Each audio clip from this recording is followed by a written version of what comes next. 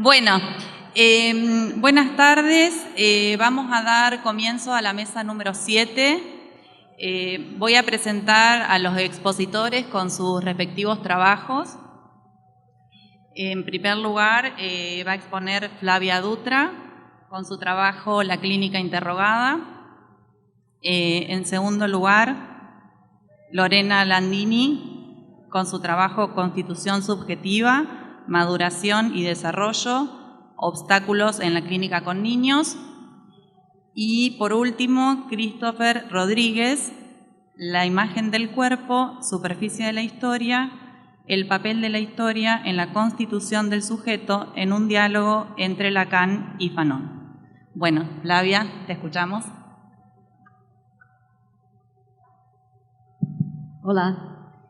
Bueno, yo he decidido presentar en español porque es el idioma de la mayoría de acá, pero me encontré con tantos brasileños que me quedé en duda, pero sigo en español, ¿sí? En este trabajo pretendo investigar la influencia del paradigma evolucionista en el diagnóstico de la psicosis, dada la frecuencia con que los analistas recurren a ciertos elementos que, creo yo, son determinados por las ideas evolutivas y asumidos como marcos diagnósticos. Yo parto de mi experiencia con supervisiones y grupos de trabajo clínico en Brasil, donde observo, por un lado se pretende trabajar con el modelo estructural de Lacan y por otro no se renuncia al marco evolutivo en el diagnóstico, en la conducción de los análisis, ¿sí? Yo sé que es un tema bastante discutido en Apola hace mucho, pero no puedo negar su insistencia en el manejo clínico, en esta experiencia que les traigo. Entre los marcos adoptados como referencia en el diagnóstico de la psicosis, destaco los más frecuentes. Primero, capacidad de elaboración simbólica, que sería algo así como la capacidad de asociar, la capacidad intelectual y cognitiva. Segundo, capacidad metafórica, que se refiere a la capacidad de uno de hacer uso de la metáfora, así como entenderla, comprenderla. Tercero, recursos simbólicos, que se refiere a la capacidad de crear soluciones para resolver problemas generales de la vida y conflictos interrelacionales. Suele este último estar vinculado a una medida cuantitativa. Fulano tiene muchos recursos simbólicos o al contrario, tiene pocos y en este caso sería una psicosis. Aquí se incluye también el respeto a las normas y leyes en la medida en que esta obediencia denota la presencia de recursos simbólicos. Bueno, para trabajar la relación que propongo entre esos marcos diagnósticos y las ideas evolutivas, he tomado como referencia las largas investigaciones del antropólogo David Graeber y del arqueólogo David Wengrow, son dos Davids, ¿sí?, publicadas en el libro llamado El despertar de todo. Esos autores hacen una extensa revisión de la historia de la humanidad basada en la crítica indígena a la sociedad europea y en el rastreo de la cuestión del origen de la desigualdad. Esta revisión de la historia lo hacen a partir de los colonizadores europeos y los intelectuales amerindios en el siglo XVII. Dicha revisión tiene consecuencias sorprendentes para la comprensión actual del pasado humano en temas como los orígenes de la agricultura, la propiedad, las ciudades, la democracia, la esclavitud y la propia civilización, lo que exige un cambio conceptual. La noción de evolución social aún vigente, que forma parte del cuadro general de la historia, es que las sociedades humanas se ordenan en etapas de desarrollo según sus modos de subsistencia, según la secuencia: primero la caza, luego el pastoreo, la agricultura y por último la industria. Esta secuencia comienza con un conjunto imaginario de bandas de cazadores-recolectores y termina con el conjunto actual de estados-nación capitalistas. A partir de finales del siglo XIX se hizo cada vez más evidente que esa secuencia no funcionaba. Uno de los problemas del evolucionismo es que toma los modos de vida que se desarrollaron en una relación entre sí y los reorganiza en etapas distintas de la historia, de manera que la agricultura llegó a considerarse una ruptura fundamental en la historia de la humanidad. Al categorizar las sociedades según los modos de subsistencia, se estableció la idea de que los cazadores-recolectores, los forrajeadores, ¿sí?, debían ser tratados como una variedad distinta de ser humano. En ese contexto, es en ese contexto que surge Marshall Sahlins con su artículo seminal, La sociedad afluente original, que fue considerado un marco en la antropología. Es un autor ya que fue bastante trabajado por Alfredo hace un par de años. Ese artículo minó las bases de la historia tradicional de la civilización humana y fue capaz de sacudir el ideario victoriano al poner en tela de juicio su narrativa de progreso y avance continuo.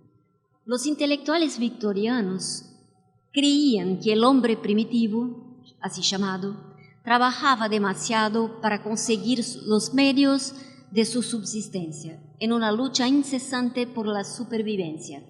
Sahlins contesta, rebate esta afirmación, y una de las cosas que su artículo permite considerar es que la agricultura no fue un avance científico notable, como solía considerarse, ni mucho menos una revolución.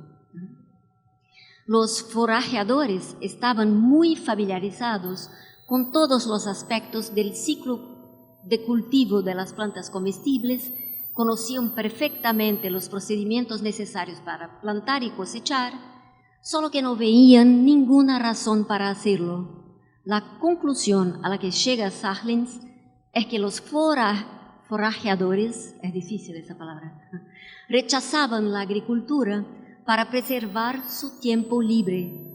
Indígenas de California, por ejemplo, no eran preagrícolas, sino que antiagrícolas. La prevalencia del modelo evolucionista oculta la forma en que las sociedades se diferían una de las otras. Bueno, si no fuera por las formas de subsistencia, ¿cómo se distinguían las sociedades? De ahí viene Marcel Mauss, y que contesta, por comparación con su vecino. Mauss estaba convencido de que todo el círculo del Pacífico había sido una zona de intercambio intenso, cultural, los viajes eran habituales y las sociedades sabían lo que hacían sus vecinos, conocían sus costumbres, artes y tecnologías. Ante eso, Mauss se pregunta, ¿por qué ciertos rasgos culturales se difundieron y otros no? Y llegó a la conclusión de que las sociedades se definían más por el rechazo que por la aceptación de los préstamos. Y pasó a definir las culturas como estructuras de recusa. Se destaca la naturaleza significante, su carácter diferencial y política de esa distinción. Durante miles de años, los seres humanos han experimentado con diferentes formas de vida, mucho antes de que algunos adoptaron la agricultura como tal. Y los que no lo hicieron no fue por ignorarla, eligieron no hacerlo. Y sí, eran humanos como nosotros. No hubo ningún estado de cosas original de la humanidad como la igualdad, por ejemplo. De ahí la importancia de Lévi-Strauss, uno de los pocos antropólogos que se tomó en serio la idea de que los primeros seres humanos eran equivalentes a nosotros en términos intelectuales. Prueba de ello es su argumentación en el pensamiento salvaje, según la cual el pensamiento mitológico, en lugar de representar algún tipo de opacidad prelógica, se entiende mejor como una especie de ciencia neolítica. Lacan piensa en la misma dirección, cito a Lacan. No hay ninguna diferencia estructural entre el pensamiento del señor Aristóteles y el de algunos otros. Y sigue Lacan con la observación de que no es en la experiencia analítica donde encuentra su lugar la idea fecunda de la evolución. La experiencia analítica debe ser elucidada por mecanismos estructurales. Creo que podemos considerar que la idea fecunda de la evolución encuentra su lugar en la dispensibilidad de un designer divino. ¿Sí? Es una expresión de Pinker esa. No necesitamos más de esa idea de un designer como Dios para explicar por qué los organismos están dotados de ojos, oídos, corazón, estómago, etc. Hoy, la mayoría de los antropólogos y arqueólogos consideran superado el esquema evolutivo. Sin embargo, Greber y Wengel sostienen que si esas disciplinas han seguido adelante, lo han hecho sin proponer ninguna concepción alternativa. Por eso se recurre al viejo esquema cada vez que se piensa en la historia de la humanidad. No hay alternativa, ¿sí? A diferencia de la antropología, en el campo, el nuestro, en el campo psicoanalítico, tenemos una concepción alternativa al esquema de la evolución mental con la teoría de Lacan. El problema es que ella acaba siendo borrada por la adopción sistemática de la evolución libidinal y edípica en la clínica psicoanalítica. Lacan critica la teoría de la evolución en varios momentos. Mencionaré aquí solo dos de ellos. Uno, cuando afirma que el evolucionismo es una forma de defensa, una manera de aferrarse a los ideales religiosos. Y otra, cuando describe el ambiente de 1964 como marcado por una terapéutica ortopédica adaptativa y encaminada a la felicidad, junto con el manejo acrítico del evolucionismo.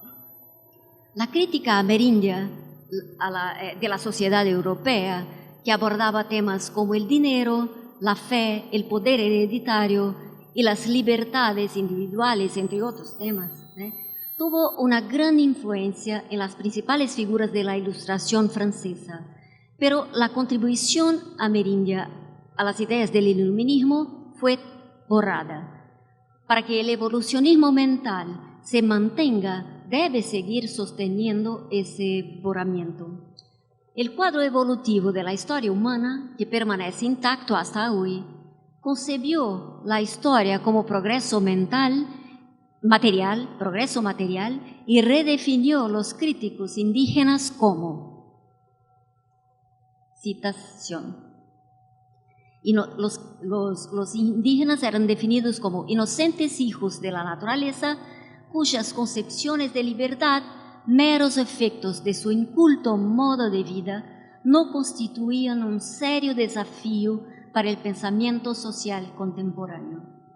Esta es una de las formas en que los modernos concebían a los pueblos originarios.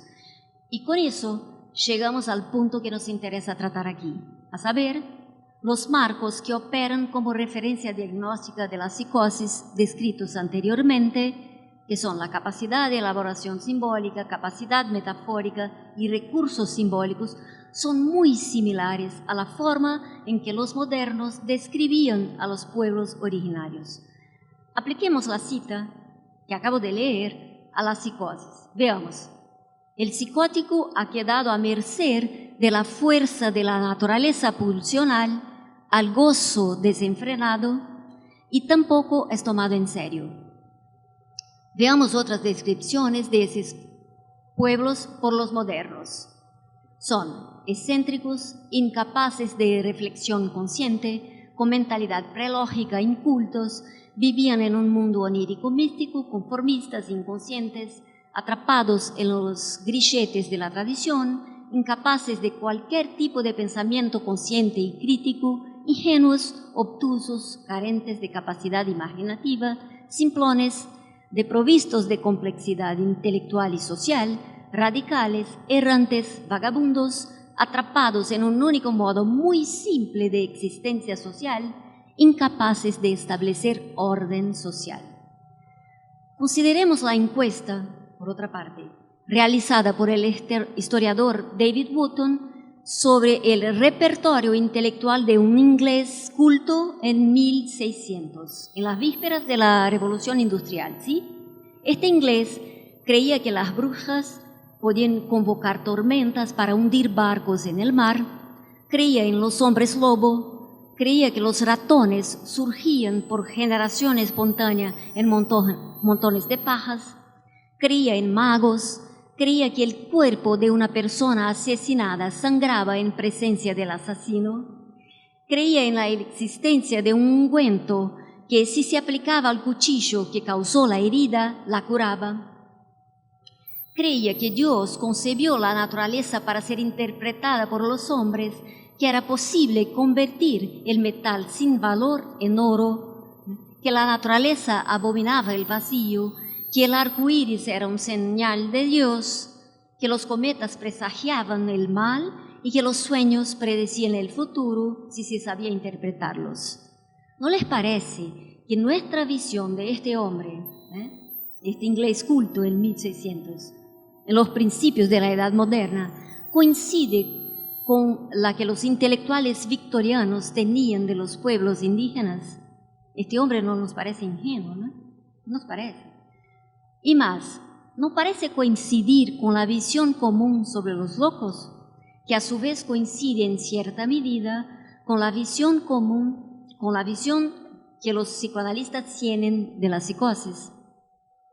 El psicótico sería la versión inacabada del neurótico, ya que su constitución psíquica está obstaculizada y no fue finalizada. Es el paradigma evolucionista el que opera como clave de lectura acá. Kraepelin, 1899, consideraba que existía un déficit intelectual en los casos de demencia paranoide precoz, evidenciado por el contenido absurdo e infantil de las voces.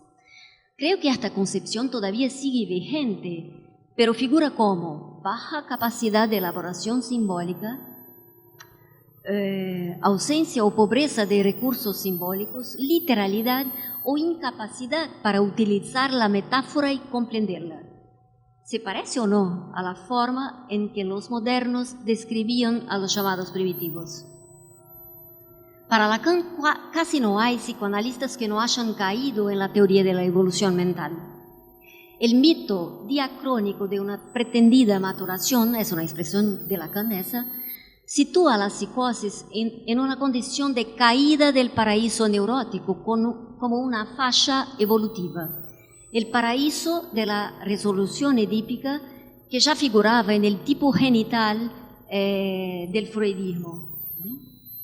Hoy se encarna en el tipo autónomo y emancipado y dueño de su propio deseo.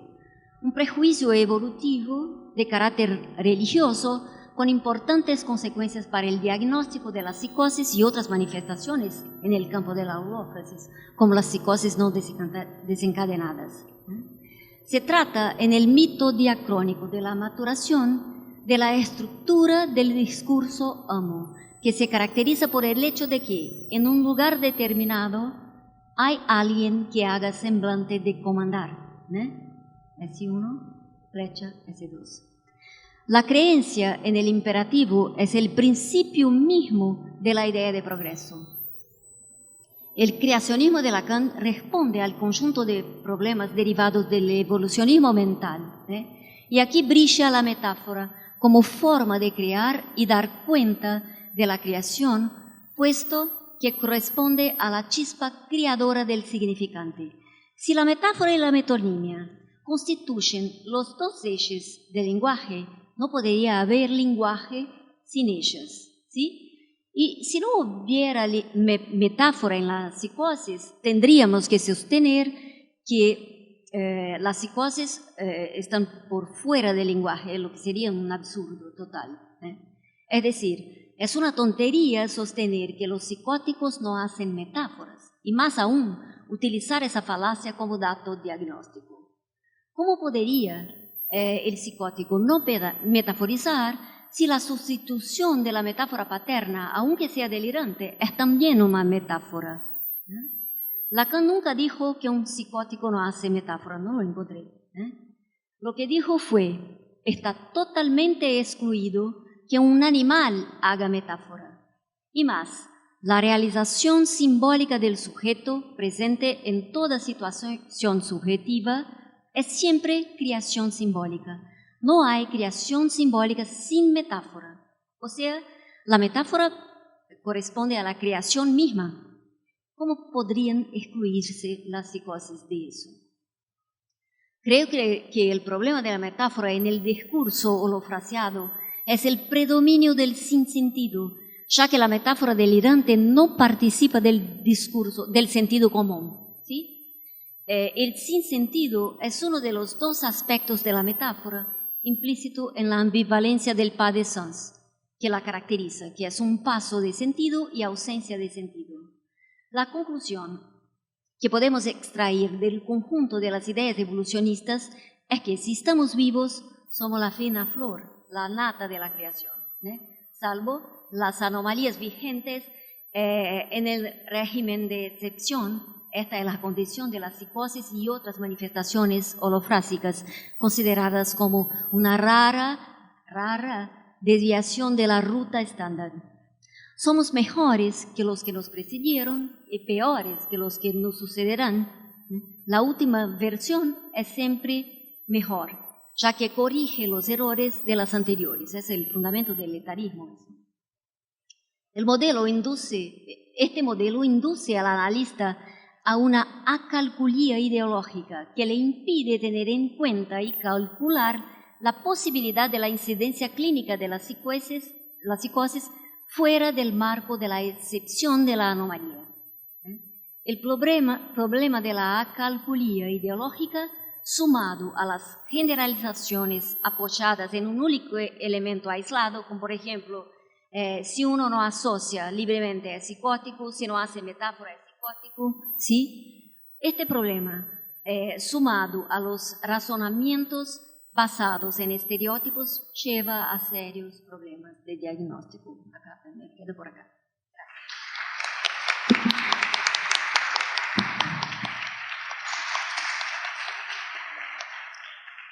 Bueno, muchas gracias, Flavia. Ahora vamos a escuchar el trabajo de Lorena. Hola. ¿Ahí se escucha? ¿Ahí? Sí. Perfecto. Bueno, voy a leer el trabajo. El trabajo se llama Constitución Subjetiva, Maduración y Desarrollo. Obstáculos en la clínica con niños. El presente escrito intenta dar cuenta de que trabajar con el concepto de constitución subjetiva ligado a una etapa de conformación del psiquismo o del desarrollo del sujeto entendido como individuo obstaculiza una lectura del texto clínico cuando los pacientes son niños.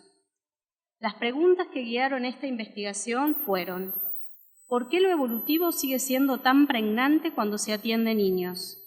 ¿De dónde viene ese concepto enlazado a la infancia? Creación de la infancia como etapa evolutiva en la modernidad y su desaparición en la posmodernidad en la cultura occidental. En la Edad Media, los niños no eran percibidos como una categoría específica ni diferente, pasando un breve periodo de dependencia con sus padres. Ni bien podían andar, eran socializados directamente en el mundo adulto a través del contacto con la comunidad. Los niños de diferentes edades convivían con los adultos. La edad con el sentido que la conocemos hoy no existía. Es recién a fines del siglo XVII que se establece una separación radical entre niños y adultos, producto de un discurso occidental sobre lo que era un niño que ha permeado lo social, naturalizando lo que se entiende como infancia. La infancia en la modernidad comenzará a situarse en una relación de dependencia y subordinación en el vínculo con los adultos. Surgirán en el discurso pares tales como maduro-inmaduro, racional-irracional, independiente, autónomo, completo, incompleto, trabajo, juego, entre otros. Al mismo tiempo, se gestará una idea de linealidad que implica una transformación hacia un destino final que es el adulto, poniendo en juego la idea de maduración, institucionalizando la vida en ciclos, en etapas claramente definidas. Se constituye un ser definido para el futuro, con un recorrido de crecimiento normalizado, con un desarrollo universal que se desplegará en un tiempo lineal y temporal. Rousseau, en el año 1762, en el Emilio, es uno de los pensadores más influyentes que plantea que la infancia tiene varias etapas que se desarrollan desde el nacimiento hasta los 12 años. La teoría evolucionista de Darwin también impulsó el interés de los científicos por estudiar y realizar comparaciones entre el desarrollo de la especie humana y el desarrollo de los niños, estudios que se dieron como la posibilidad de comprender la evolución de la humanidad. La infancia fue producida discursivamente y las prácticas estatales burguesas engendraron un niño con la idea de inocencia, latencia y espera, con una imagen evolutiva, biologicista, donde la inmadurez debía ser moldeada para arribar a una etapa normal que era el adulto.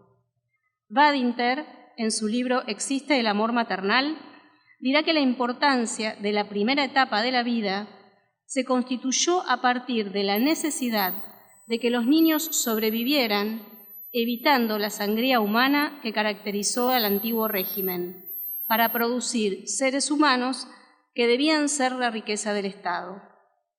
Desde mitad del siglo XX hasta ahora, se ha venido operando un proceso inverso que tiende a la desaparición de la infancia, donde se podrían eliminar las barreras tradicionales entre los niños y los adultos. Algunos elementos que darían cuenta de este borramiento son los medios masivos de comunicación, la transformación de los niños en consumidores y el debilitamiento de la autoridad de los adultos. En la actualidad conviven dos teorías, una que sostiene la desaparición de la infancia, otra que sostiene una ideologización de la infancia relacionada con los derechos del niño y los niños como sujetos de derecho en igualdad que los adultos, pero ninguna sostiene etapas evolutivas. Cristina Corea e Ignacio Leucowicz, en su libro ¿Se acabó la infancia?, establecen que se está barriendo con la concepción de las etapas evolutivas de la vida.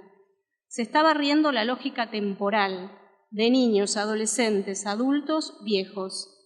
Ya los niños no se sostienen con las significaciones que históricamente los distinguieron de los adultos, como inocencia, carencia de saber, carencia de responsabilidad o fragilidad. El consumo no instituye la división entre niños y adultos porque no lo necesita. El consumo instituye otras diferencias, pero no esa. Entonces podemos pensar que si las prácticas sociales que instituyeron históricamente la infancia cambian, la infancia cambia. La infancia no existe más allá del discurso que la nombra, pudiendo ser otra cosa o no ser. Por ende, no es algo dado en sí mismo ni biológicamente determinado. Las etapas evolutivas que se piensan como universales son un constructo discursivo que respondió a una necesidad de una época en nuestra cultura occidental. Si cambian los discursos, entonces cambian estos universales. Gran cantidad de trabajos antropológicos han mostrado que las edades son socialmente recortadas, no dependen de un desarrollo biológico, además de responder a diferentes parámetros en distintas sociedades. María Adelaida Colangelo, antropóloga social, establece que las divisiones o etapas de la vida no solo son arbitrarias, sino también objeto de disputa y manipulaciones.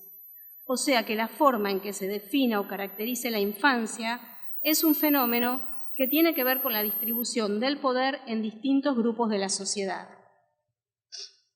Existe un campo de la antropología de la infancia, como se la conoce desde finales de la década del 80 del siglo XX, que estudia el concepto de infancia en diferentes culturas y que es producto de gran cantidad de trabajos que se venían realizando sobre este tema, sobre todo trabajos etnográficos. Autores como Margaret Mead o Malinowski han cuestionado la psicología del desarrollo y el psicoanálisis en las generalizaciones teóricas establecidas como universales que no podrían aplicarse a contextos no occidentales, mostrando la relatividad de lo que se entiende como infancia. Pero sobre todo, muchos autores han cuestionado el concepto de edad como una categoría fundamental para pensar la infancia.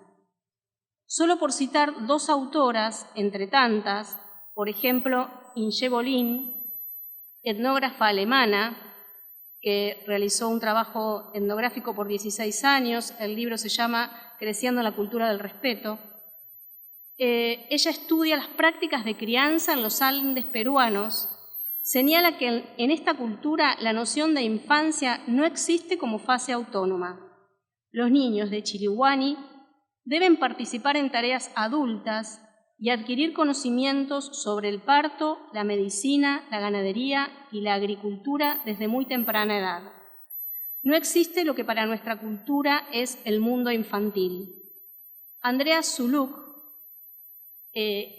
ha realizado un trabajo etnográfico en la comunidad mapuche, ha realizado un estudio sobre los niños mapuches en Argentina, argumentando cómo se establece un campo de disputa entre las familias y la escuela con el argumento de qué es un niño, qué le corresponde hacer y qué no, cómo se lo debe criar. La idea que las familias mapuches tienen de sus hijos hacen pensar a los docentes que los niños mapuches no tienen infancia y la escuela pasa a ser un lugar peligroso para las familias mapuches, ya que entienden que los maestros allí desvalorizan a sus hijos.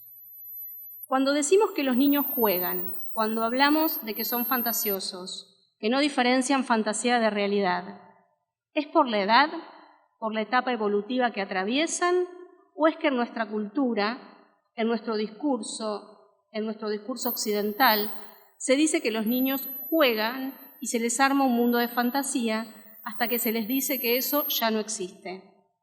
Erika Burman, en la deconstrucción de la psicología evolutiva, dirá que el concepto de evolutivo participó de los movimientos sociales preocupados por la comparación, regulación y control de los grupos, en desarrollo con las herramientas de medición mental y el establecimiento de normas, cuyo prototipo es la teoría darwiniana y la teoría de la recapitulación cultural, donde el individuo reproduce los modelos y etapas de su desarrollo.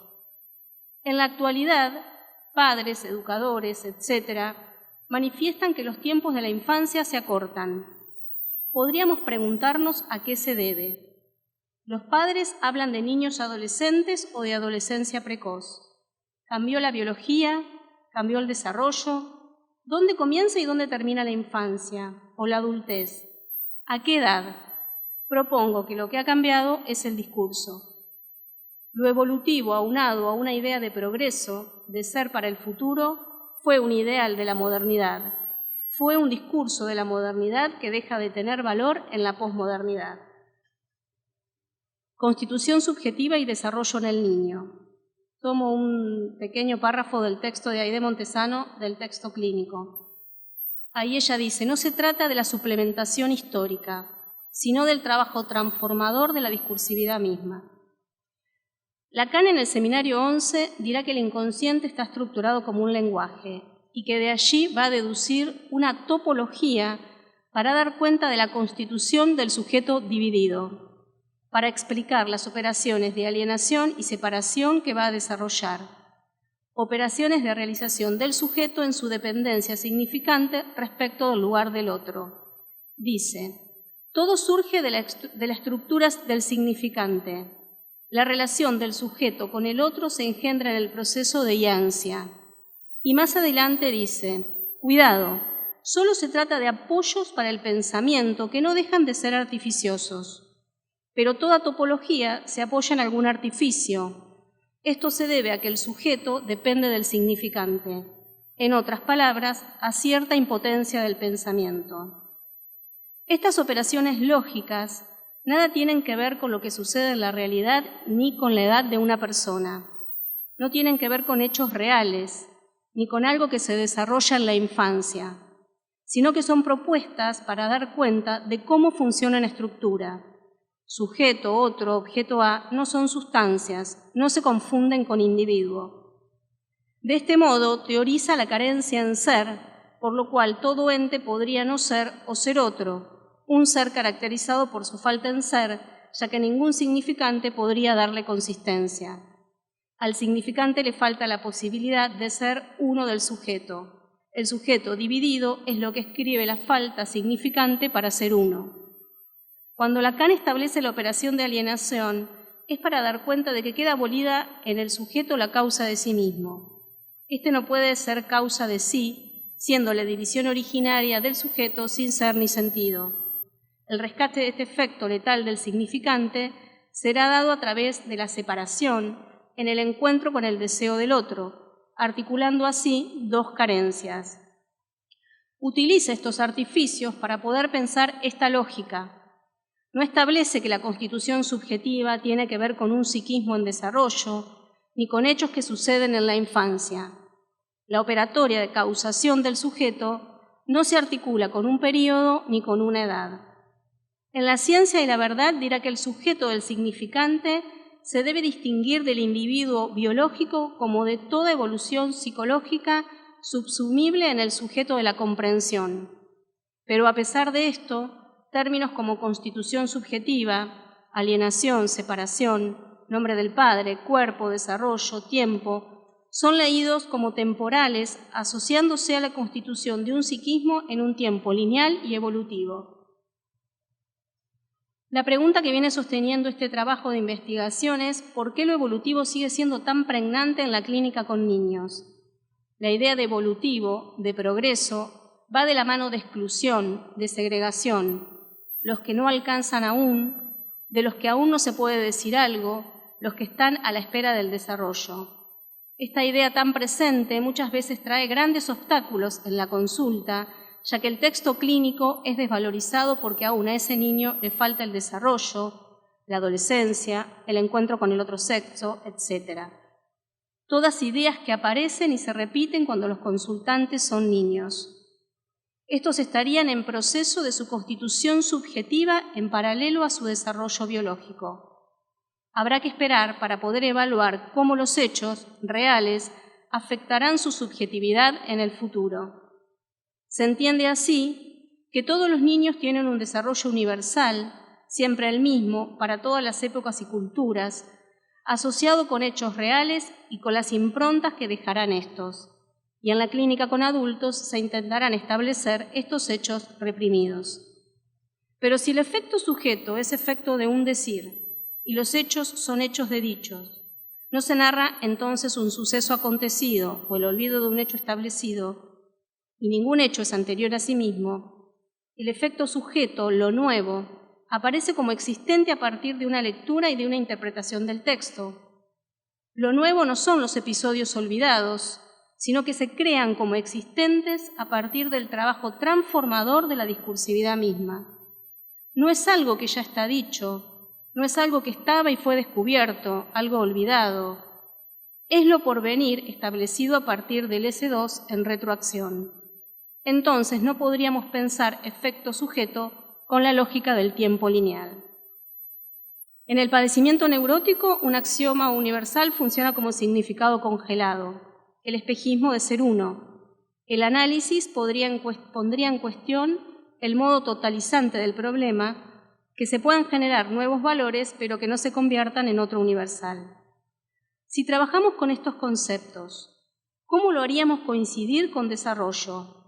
¿Cómo se establecería la diferencia en la clínica con pacientes de diferentes edades? ¿Con qué noción de historia trabajaríamos? Cuando hablamos de desarrollo, superponemos el concepto de hombre con el de sujeto, pero Lacan habla de sujeto dividido.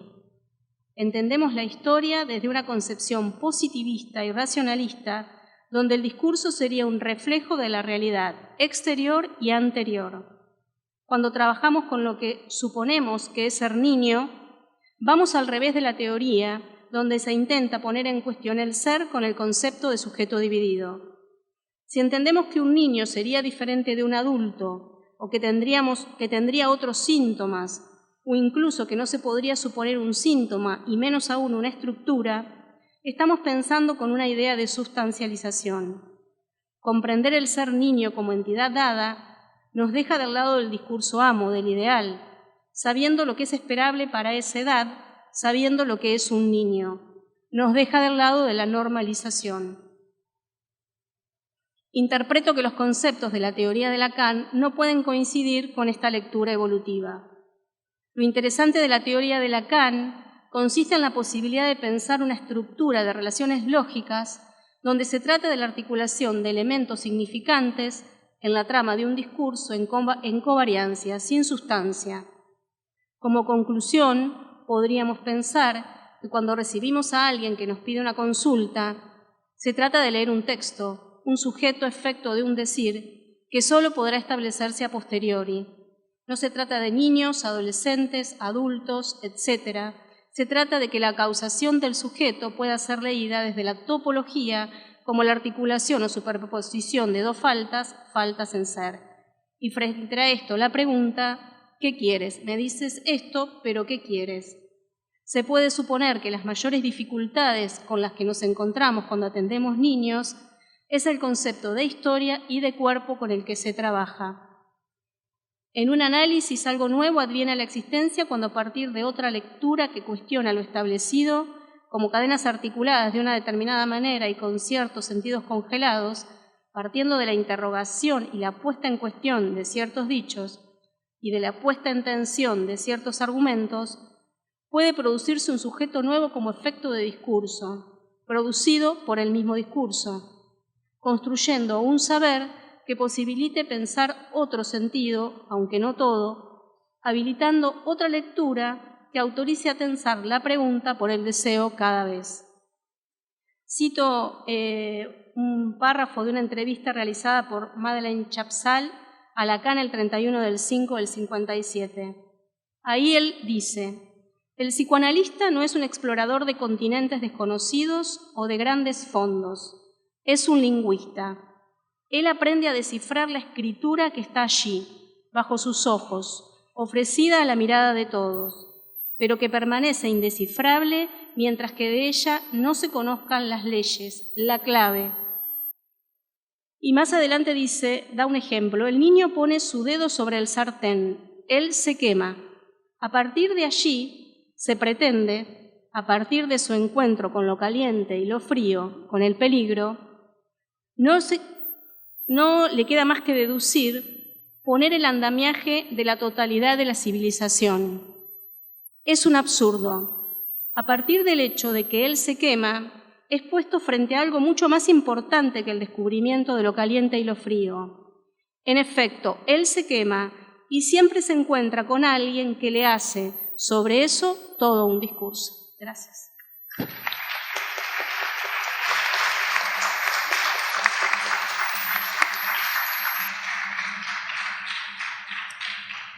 Bueno, gracias Lorena. Ahora vamos a escuchar a Christopher.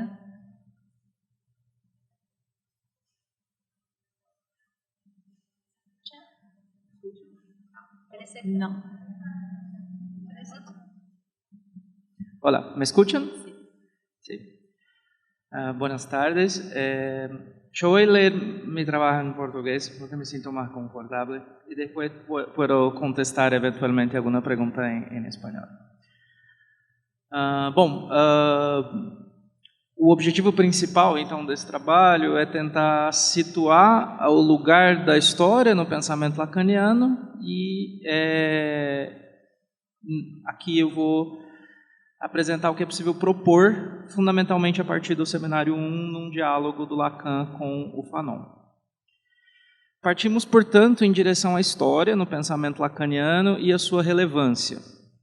Entre os diversos problemas abordados na primeira década do ensino lacaniano, em seus primeiros anos nos deparamos com a questão da imagem do eu, uma vez que o autor considerava insuficiente a teoria apresentada por Freud em Introdução ao Narcisismo, que dirigia sua compreensão à tomada do eu como objeto, mas não avançava no sentido de explicar quanto à tomada da imagem, quanto à imagem de si.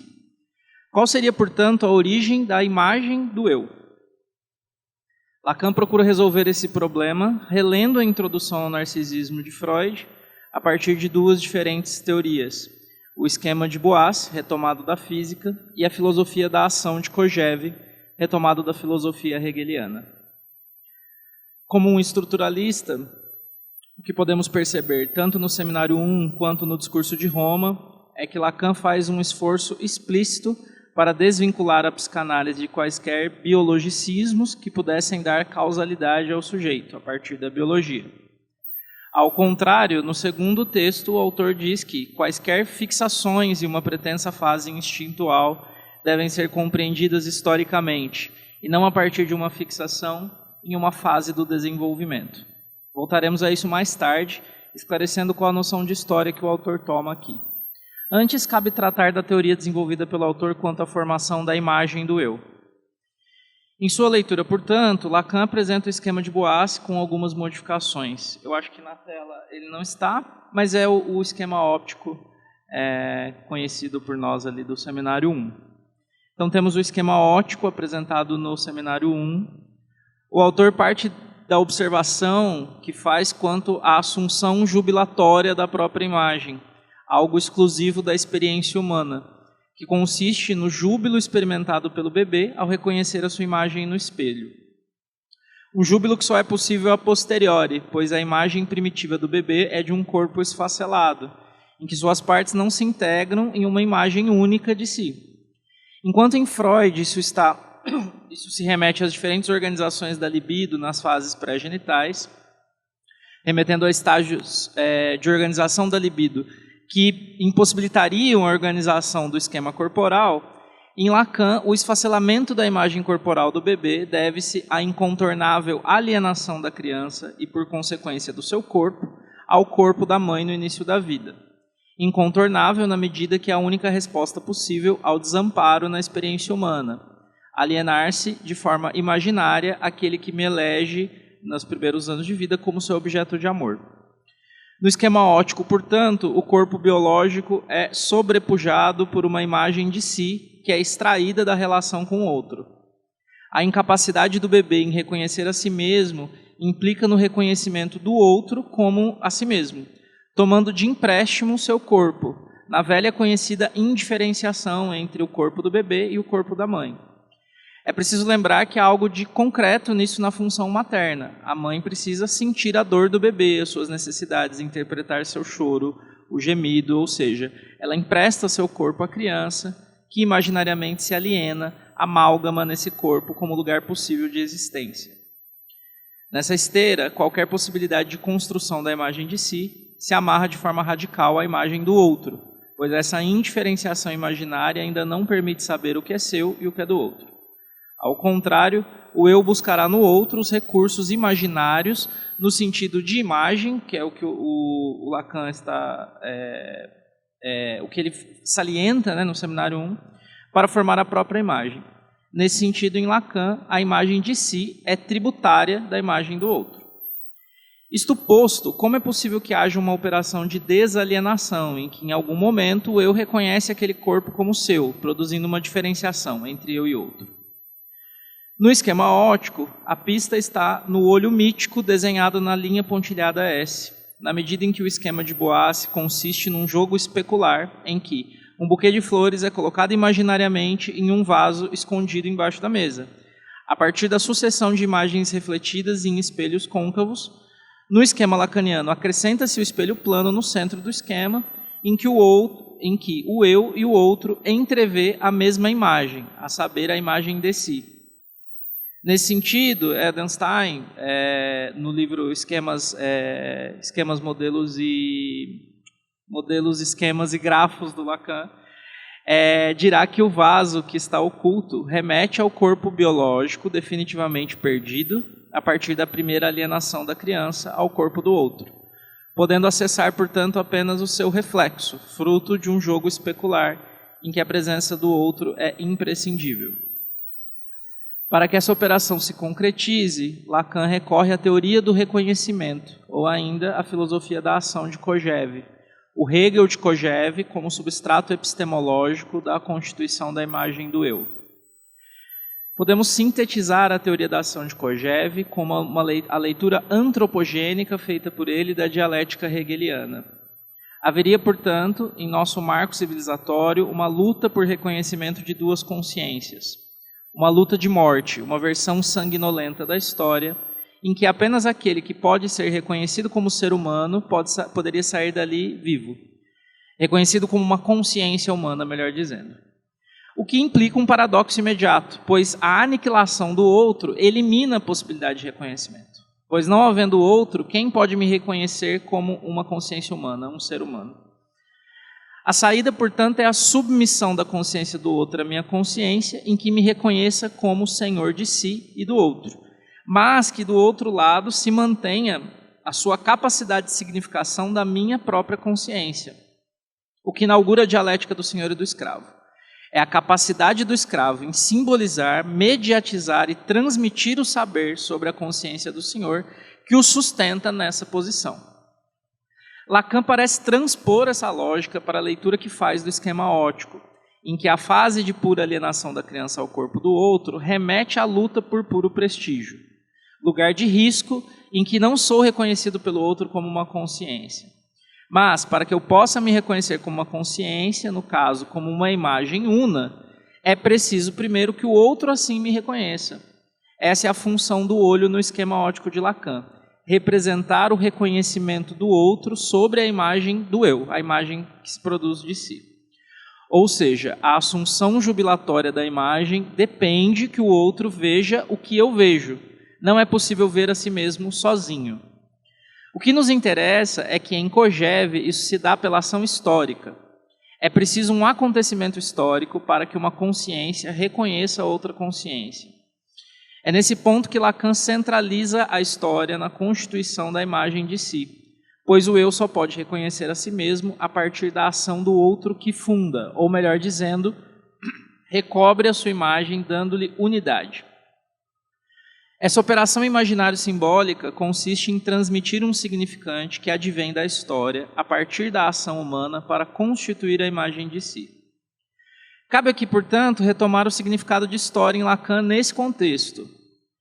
O que podemos observar é que Lacan retoma um conceito de história em Freud, procurando diferenciá-lo do conceito de desenvolvimento, radicalizando a transindividualidade do sujeito em psicanálise. No meu modelinho, o esquema ótico, para conceber a incidência da relação simbólica, basta supor que é a intervenção das relações de linguagem que produz as viradas do espelho, as quais apresentarão ao sujeito, no outro absoluto, figuras diferentes de seu desejo. Há conexão entre a dimensão imaginária e o sistema simbólico, na medida em que aí se inscreve a história do sujeito. Não a Ethnogang, o desenvolvimento, mas a Geschichte, o acontecer histórico, ou seja, aquilo em que o sujeito se reconhece coletivamente no passado e no futuro. É importante observar que o conceito de história tomado por Lacan da língua alemã, a Geschichte, que no idioma refere-se tanto à disciplina histórica quanto à historiografia e à construção de narrativas. Esse é o verbete utilizado por Freud em Moisés e o Monoteísmo quando pensa na formação do mundo ocidental, ou seja, tem um caráter incessantemente coletivo. Aqui nos parece que aquilo que o sujeito supõe como o mais íntimo de si, a sua própria imagem, é constituída a partir de uma história que o antecede. Mas deve-se observar que também não pertencia exclusivamente ao outro, mas é indefinidamente coletiva e ao mesmo tempo individualizada pela ação do outro que funda o eu. Devemos observar também que a história é aquilo que anima o desejo, pois as posições ocupadas pelo sujeito são determinadas pelas diferentes angulações do espelho, pelas suas viradas simbólicas, que são determinadas historicamente, pois é aquilo que reveste o significante. Demonstraremos isso a partir de agora com a leitura de Fanon. Vamos então à obra de Fanon, Pele Negra, Máscaras Brancas. Até aqui, explicitamos a dimensão imaginária da constituição do eu, em que termina recoberto pela ação histórica determinante do outro, e daí reconhece essa imagem como sua. Vale destacar que essa ação histórica não se trata de uma ação isolada de um indivíduo, mas da marcha da história, do acontecimento histórico sobre os indivíduos, que em uma operação imaginário-simbólica enoda o corpo à superfície que fora desenhada historicamente. Isso é possível por intermédio da lei simbólica. É a partir das trocas simbólicas que o indivíduo pode realizar com o outro que o seu reconhecimento se efetive. A báscula dessas trocas é a própria lei simbólica como ordenador social. Em psicanálise é usual privilegiar o complexo de Édipo como a lei simbólica efetiva e limitante da ação histórica. No seminário 1, entretanto, Lacan relembra o limite histórico do próprio complexo de Édipo.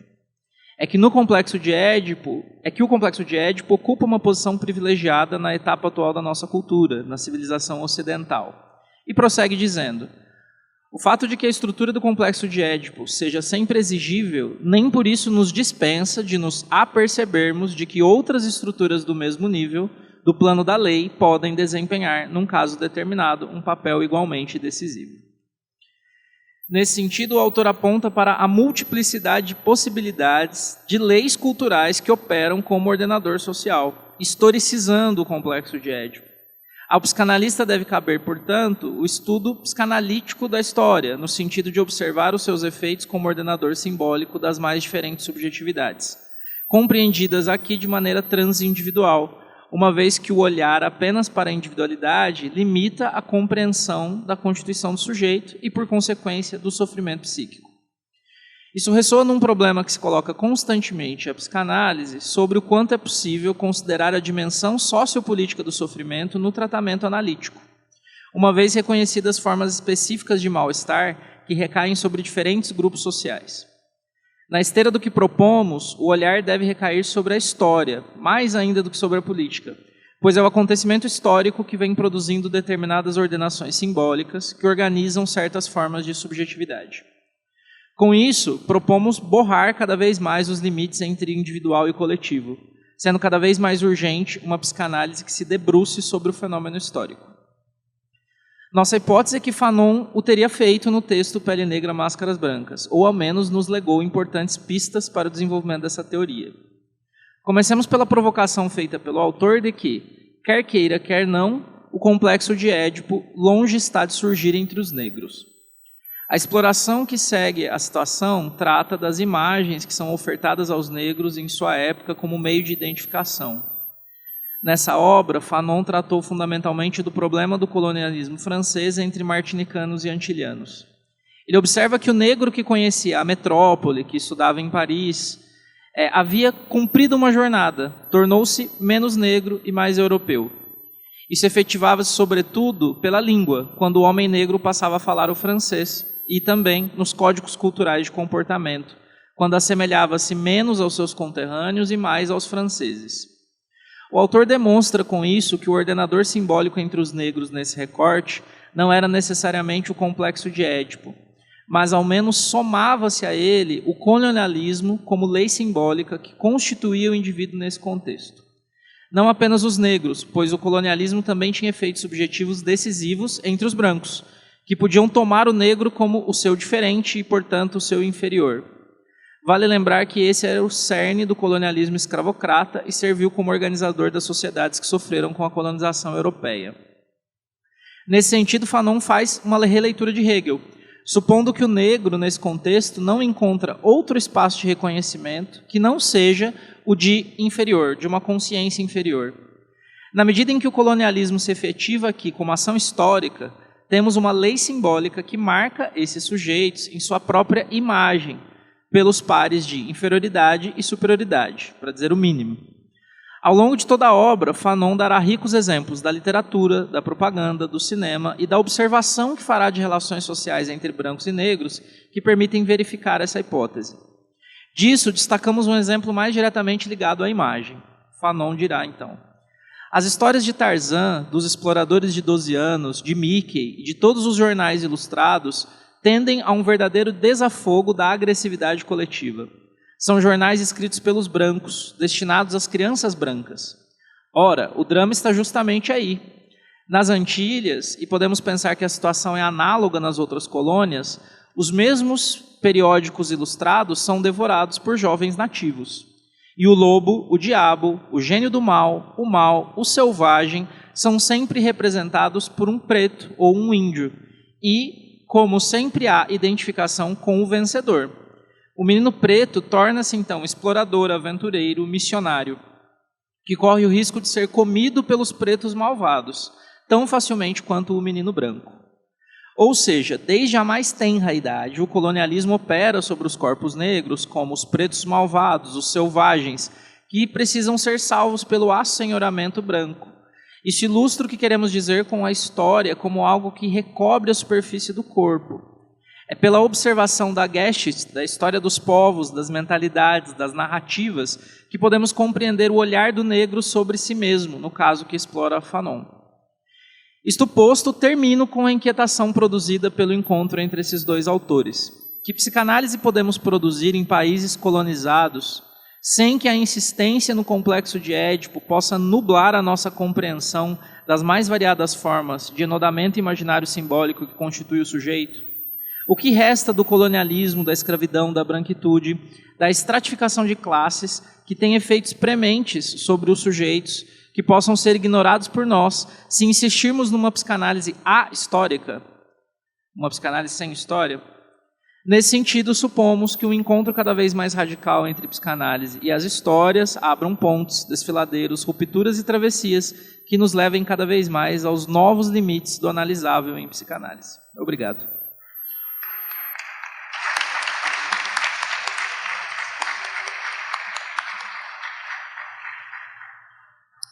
Bueno, gracias, Christopher.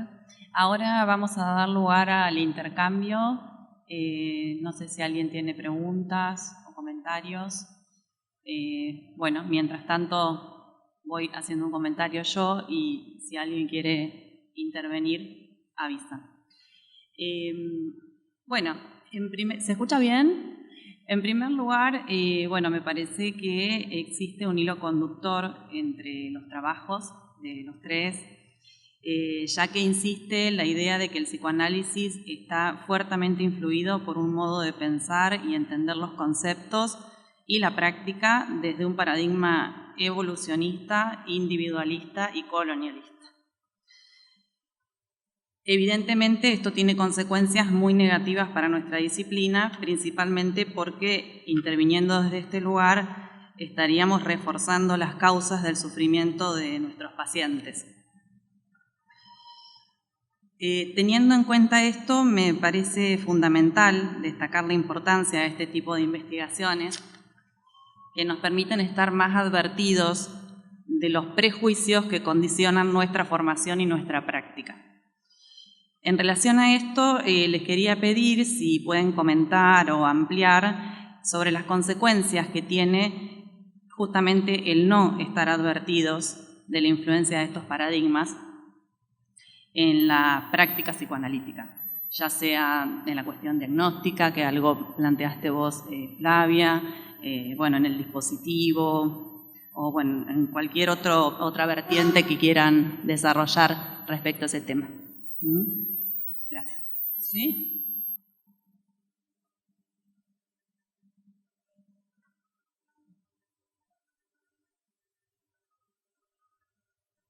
¿Se escucha? Ahí sí. Bueno, quería destacar dos consecuencias, dos puntos más inmediatos, ¿no? De consecuencia clínica. Uno es considerar que la psicosis o las manifestaciones en el campo de la holófresis, que no son como las psicosis clásicas, ¿no? Son raras. Esto me parece un error. Hace algún tiempo se escuchaba mucho acá en Apola, en la apertura, en los eventos, los encuentros, reuniones clínicas de discusión de caso clínico. ¿Cómo puede ser otro caso de holófresis? Otro caso de holófresis. Como si hubiese una manía de diagnosticar psicosis. Me parece que podríamos pensar eso al revés, ¿no? El problema es que la consideramos raro. ¿Y por qué consideramos raro? Porque la norma es la neurosis, ¿no? Entonces, la psicosis es como una caída del paraíso neurótico. Entonces, es raro, ¿sí? Un otro problema es que se encuentra en el manejo clínico. Yo hablo de vuelta, repito, desde mi experiencia con supervisiones y grupos de trabajo clínico en Brasil. Y eso tampoco refleja toda la experiencia brasileña con este tema. No, yo hablo de la mía. El manejo clínico suele se dar como que en una bifurcación. De un lado, el analista me parece que está sumergido en aquel ambiente, en la terapéutica ortopédica que Lacan describe en el seminario 11. Ese es un viés del manejo. Y por otro, se pone como secretariar el alienado, que es una expresión que Lacan usa en el seminario 3 como crítica a los psiquiatras de la época y a los psicoanalistas que lo seguían en este tipo de conducción clínica. Y me parece que una parte de los analistas lo toman, secretarial el alienado, como técnica de manejo de la psicosis. Es otro problema. ¿Qué quiere decir eso? No intervenir. Entonces, de un lado, se interviene como una terapéutica ortopédica en rumbo de los ideales contemporáneos. Tiene que trabajar, tiene que tener pareja, tiene que, etc. Y por otro lado, si secretario le alienado, no sé lo que hace, le escribe, le toma notas, no sé lo que hace, pero no hace nada. Es para no intervenir. Bueno, dos consecuencias clínicas.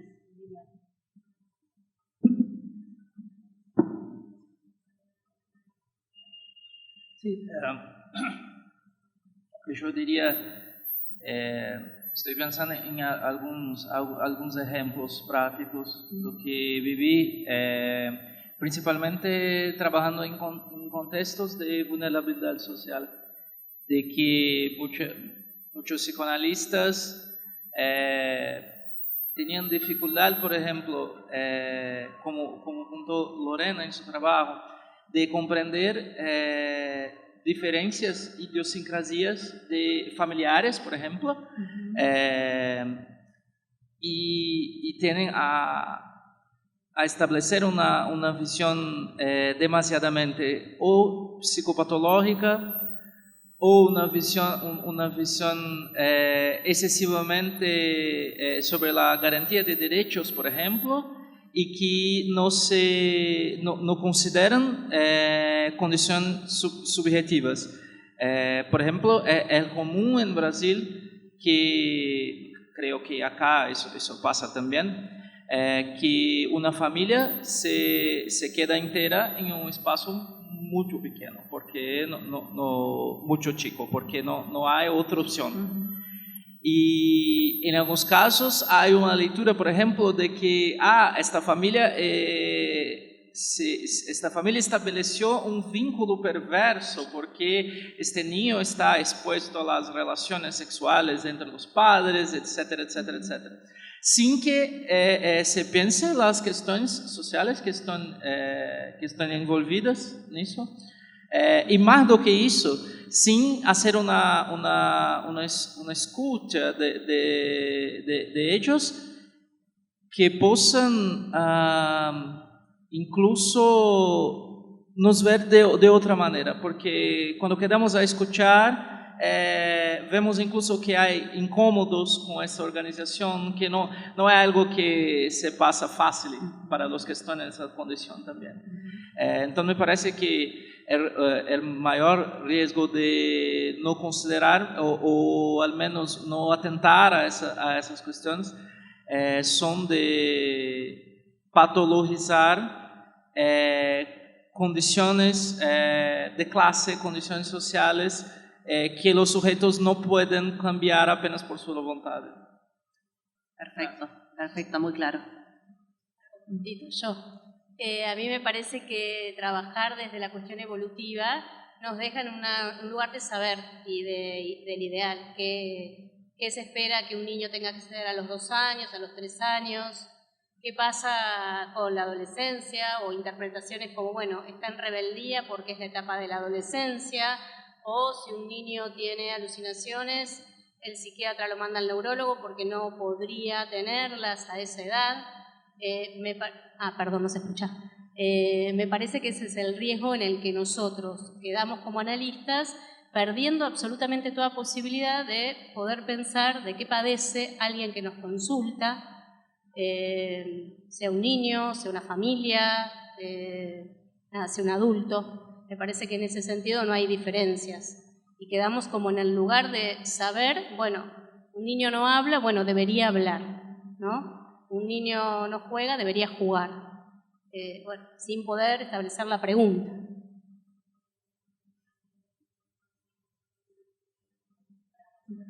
¿Ahora? Sí, Sí. ahora sí.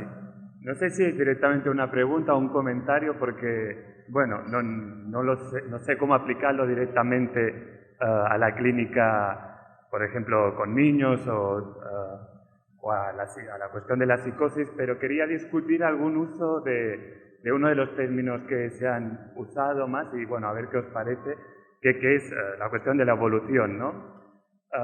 Como que siento que a veces tendimos a usar evolución cuando en realidad en lo que pensamos, por ejemplo, es en la cuestión del progreso o del crecimiento incluso, porque no sé hasta qué punto la cuestión de la evolución como tal tiene que ver con un progreso. Por ejemplo, yo nunca leí a Darwin directamente, pero bueno, sí algunos comentaristas, y muchos dicen que es evolucionista, pero no como tal. Eso implica un progreso, que incluso a veces hablaba de transformación simplemente, o hablaba de descendencia con modificación. ¿A qué voy con esto? Si rechazamos la cuestión de la evolución como tal, por ejemplo, Flavia ha dicho en un momento, no hay creación simbólica sin metáfora. Y yo me pregunto, ¿no hay creación simbólica sin metáfora o no hay metáfora sin creación simbólica? En el sentido de, ¿qué es lo que se crea? Porque el sujeto se causa, y esa causación requiere de un orden. Lo que se crea no es ese orden, y ahí donde yo quiero ir es, y ese orden no evoluciona, no cambia, y esto creo que permite pensar muchas cuestiones que se han hablado hoy en relación a la historia o la cuestión de la colonialidad, o incluso con Alfredo pensando el sujeto en la modernidad. Los órdenes como tal cambian, evolucionan, por ejemplo, sino cómo pensar el progreso social, o incluso ya una cuestión aún más espinosa, cómo pensar en la evolución de un niño en relación al habla, en relación al crecimiento. Son órdenes distintos al orden simbólico o del discurso con el que nosotros trabajamos. Pero bueno, no sé si me he explicado muy bien, pero iba por esta cuestión de, no sé hasta qué punto rechazar directamente la cuestión de la evolución puede llevar a simplificar mucho algunas cuestiones y bueno, y aquí ya después se juntan muchos términos como son evolución, la cuestión de la creación o de la causación. Bueno, era un poco por aquí.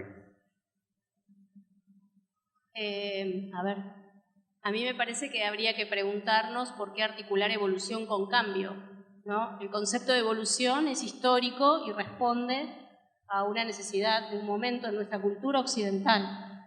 ¿Por qué asociar evolución con cambio?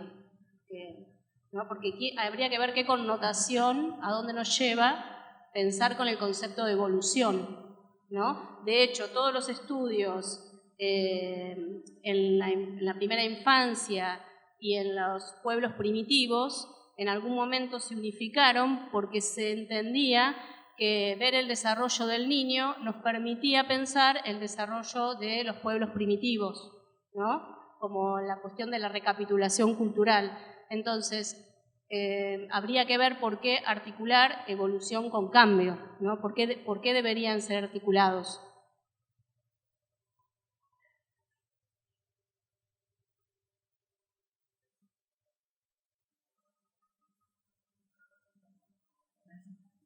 Me refería a evolución mental, los problemas que tenemos clínicamente con esa idea. Y no sé cómo disociar el tema de la evolución con el tema del progreso, porque me parece que en ambos, ambos están sometidos al discurso amo. Se evoluye para un determinado lugar. No sé cómo pensarlo separadamente. Sí, es finalista eso. Sí, ambos.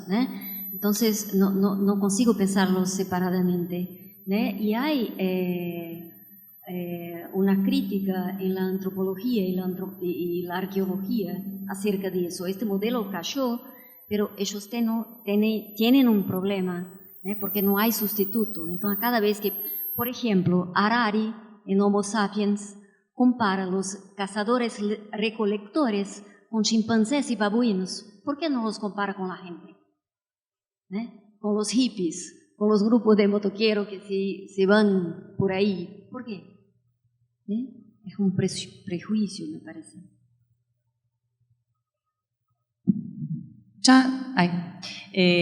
Bueno, me dijeron que tenía que terminar, no sé. Aquí creo que hay otra pregunta, si hay tiempo. Bueno, una pregunta. ¿Hola? Sí. ¿Ahí se escucha? Sí. Me parece que lo que está pasando, o sea, escuchando, es que una cosa es la teoría de Darwin, y otra cosa es el darwinismo, cómo esa teoría ha sido extrapolada a cuestiones antropológicas y sociales.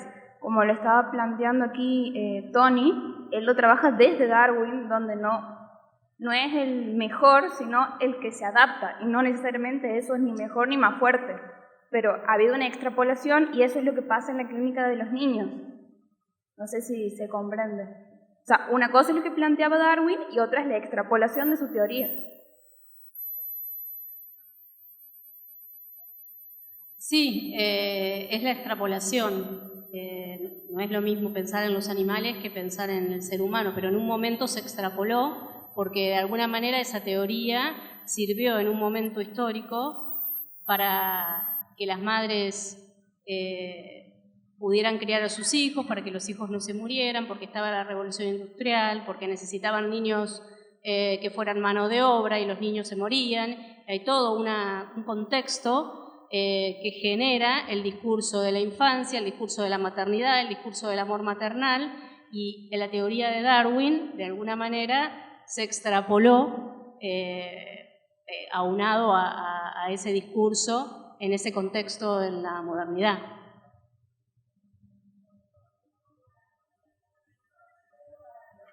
No se escucha.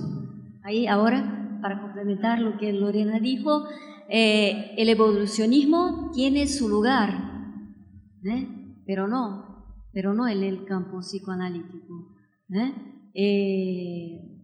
Bueno, Lacan lo dijo, que yo lo cité, yo no me lembro a dónde, pero hay que pensar dónde ponerlo, porque en nuestro campo hay el cuadro evolutivo, todo pensado a partir del evolucionismo, genera muchos problemas.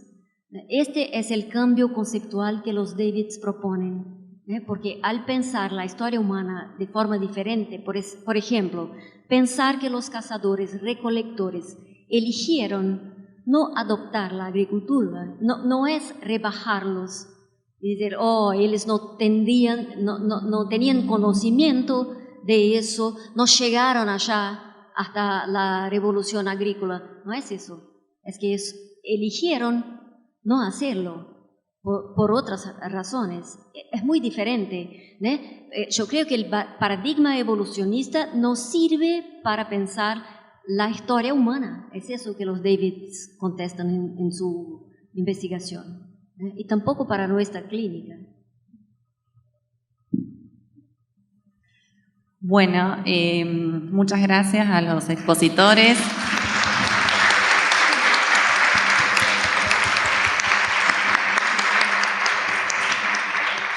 Vamos a dar por finalizada la presentación, vamos a un intervalo y nos reencontramos 1:30. Gracias.